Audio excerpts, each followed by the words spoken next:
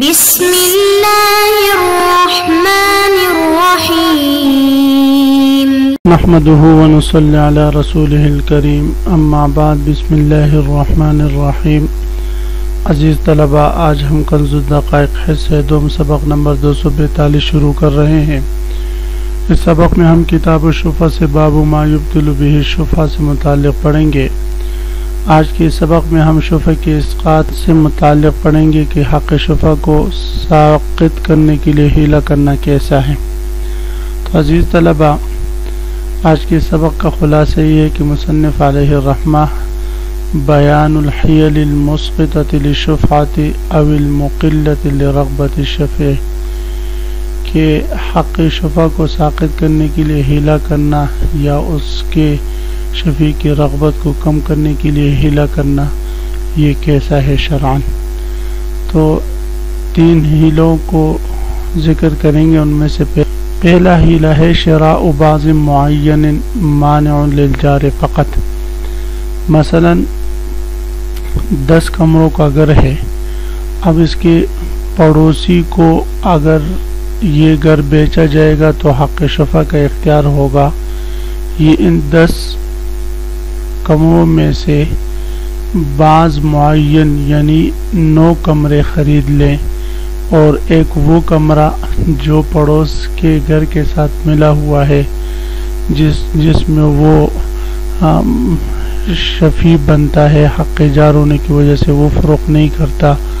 تو اب فرماتے ما بقی 9 کمروں میں اب اس جار کو حق شفع نہیں ہوگا اور یہ اس حیلے سے یہ جار شفع سے رک جائے گا۔ دوسرا حیلہ شراء بعض شائع مانع للجار، یعنی بعض شائع سے خرید لینا۔ مثلا وہ کمرہ جو پڑوس کے گھر کے ساتھ ملا ہوئے وہ خرید لے اور کہ ما بقی 9 میں نہیں خریدتا، تو اب شفیع کہے گا بھائی ایک کمرے میں میں کیا شفع کروں، نہیں کرتا، پھر بعد میں وہ 9 کمرے خرید لے، تو اب یہاں پر یہ ایک کمرے کے ساتھ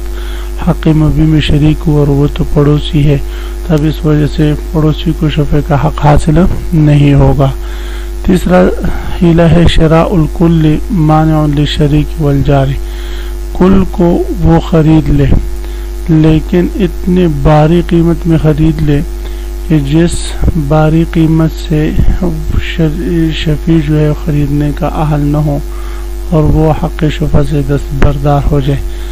بعد میں پھر یہ مشتری اپنے بائع کو جو ہے اس باری قیمت کے بدلے میں کچھ کپڑا وغیرہ دے دیتے، اس صورت میں یہ حیلہ جو ہے یہ شریک فی حق المبیع فی نفس المبیع اور جار سب کے لیے مانع ہے، لیکن اس میں ان کا ضرر و نقصان اس لیے فرماتے ہیں یہ کرنا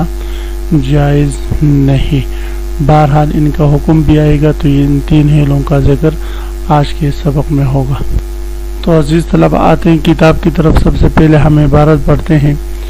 وَإِن بَاعَهَا إِلَّا زِرَاعًا فِي جَانِبِ الشَّفِيعِ فَلَا شُفْعَةَ لَهُ۔ صورت مسئلہ یہ ہے کہ اگر بائیں نے اپنا گھر بیچ دیا مگر گھر کا وہ حصہ نہیں بیچا جو حصہ شفیع کے گھر کے ساتھ ملا ہوا ہے یا اس کی زمین کے ساتھ ملا ہوا ہے۔ مثلا 10 مرلے کا پلاٹ ہے، ان میں سے 9 مرلے بیچ دیے مگر وہ مرلہ یا اس مرلے کا ایک ذراع اس نے چھوڑ دیا، وہ سراسر اس نے نہیں فروخت کیا، تو اب ما بقی جو 9 یا 9.5 مرلے اس نے بیچے ہیں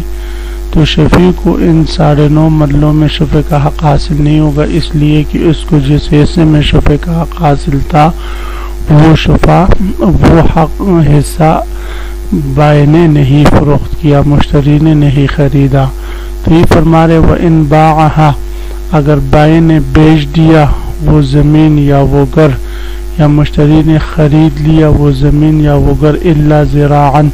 سوائے ایک ذراع کے فی جانب شفیع اس ذراع کے بغیر جو شفیع کے گھر یا اس کی زمین کے ساتھ ملا ہوا ہے فلا شفاعۃ لہ، تو اس کو شفع کا حق حاصل نہیں ہوگا۔ وجہ یہ ہے کہ شفیع کو جس حصے میں شفع کا حق حاصل ہے اس میں بے و شراء نہیں ہوئی، اور جس حصے میں شفع کا حق حاصل نہیں اس کی بے ہوئی اور شراء ہوئی ہے اور اس میں وہ شفیع نہیں، تو اس لیے فرماتے فلا شفعۃ لہ، شفیع کو شفع کا حق حاصل نہ ہوگا۔ وَإِنِ ابْتَاعَ مِنْهَا سَهْمًا بِثَمَنٍ ثُمَّ ابْتَاعَ بِقِيمَتِهَا فَالشُّفْعَةُ لِلْجَارِ فِي السَّهْمِ الْأَوَّلِ فقط۔ یہ دوسرا ہیلہ ذکر فرما رہے ہیں۔ اس ہیلے کا حاصل یہ ہے کہ اگر مشتری نے اس گھر میں سے ایک حصہ مثلا 1 ذراع یا نصف ذراع خریدا اور پھر اس خریدنے کے بعد یا صرف مثلا واش روم خریدا، اب اس واش روم میں شفیع کو شفع کا حق حاصل تھا، لیکن اس نے کہا بھئی میں کیا اس میں اب شفع کروں گا، چھوڑو واش روم کو، کیا کروں گا لے کر،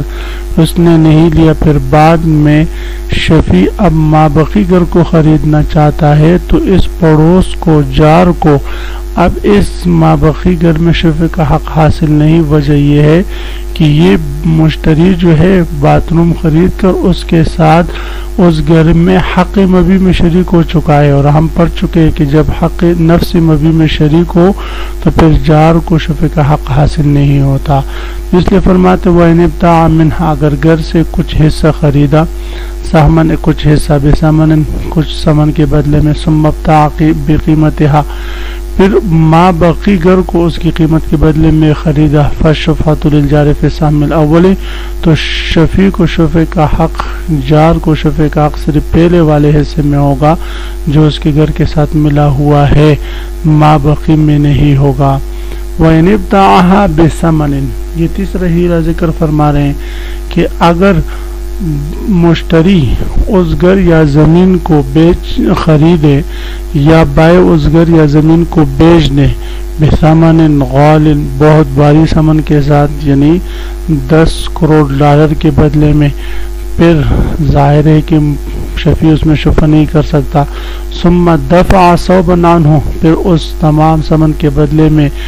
بائی کو مشتری جو ہے وہ کپڑا دے دیں، تو فالشفعۃ بثمن الا الثوب، اب اگر شفیع شفع کرنا چاہے تو 10 کروڑ ڈالر میں کر سکتا ہے، اس کپڑے میں کے صورت میں نہیں کر سکتا، اس لیے کہ ثمن تو وہ ٹھہرا ہے۔ تو یہ 3 ہیلے ہیں، فرماتے ہیں عزیز طلبہ ان سے شفیع کے شفع کا حق باطل ہو جاتا ہے، اور یہ 3 ہیلے کرنا جائز ہے یا نہیں، تو وَلَا تُكْرَهُ الْحِيلَةُ لِإِسْقَاطِ الشُّفْعَةِ وَالزَّكَاةِ سے مصنف علیہ الرحمہ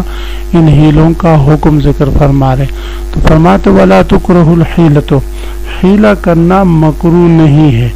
مکروہ نہ ہونا یہ امام ابو یوسف رحمہ اللہ تعالیٰ کے نزدیک ہے، امام ابو یوسف رحمہ اللہ تعالیٰ فرماتے ہیں حیلہ کرنا یہ مکروہ نہیں ہے۔ عزیز طلبہ یاد رکھیں کہ باب شفع میں، یعنی حق شفع کو ساقط کرنے کے لیے ہیلوں کی 2 قسمیں ہیں۔ پہلی قسم وہ ہیلہ جو اس حق کو ساقط کرنے کے لیے ہوتا ہے جو حق ایک مرتبہ ثابت ہو چکا ہے، پختہ ہو چکا ہے، تو ثابت شدہ حق کو ساقط کرنے کے لیے ہیلہ کرنا، اور دوسری صورت ہے کہ غیر ثابت شدہ حق کو ثابت ہونے سے بچانے کے لیے ہیلہ کرنا کہ وہ ثابت ہی نہ ہو۔ تو ان دونوں میں سے جو پہلی قسم ہے کہ ثابت شدہ حق کو ساقط کرنے کے لیے ہیلہ کرنا، یہ تو شرعاً جائز نہیں، لیکن اگر کوئی شخص اس بات کے لیے ہیلہ کرے کہ کوئی حق اس پر ثابت نہ ہو،